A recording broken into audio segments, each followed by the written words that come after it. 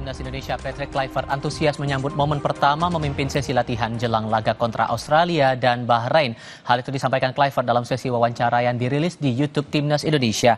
Kluivert mengungkap penting untuk memberikan dukungan terbesar kepada pemain, utamanya pemain yang tengah menjalani ibadah puasa. Meski begitu, ia bilang telah mempersiapkan tim dengan sempurna. Timnas Indonesia dijadwalkan bertanding di putaran ketiga Grup C kualifikasi Piala Dunia 2026 zona Asia pada Maret ini. Pertandingan laga ketujuh akan melawan Australia di Sydney Football Stadium 20 Maret nanti, sementara melawan Bahrain di Stadion Utama Gelora Bung Karno pada 25 Maret mendatang.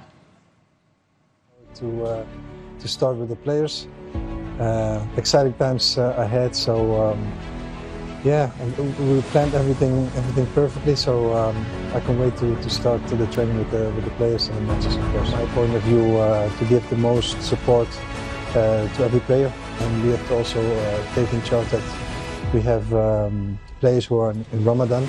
So and the special times they need to have the special fuel for their body to perform at the right top. Dan sekian Kompas Petang untuk kali ini. Saya Tifal Solesa. Dan saya Cynthia Rompas. Terima kasih, selamat sore, sampai jumpa.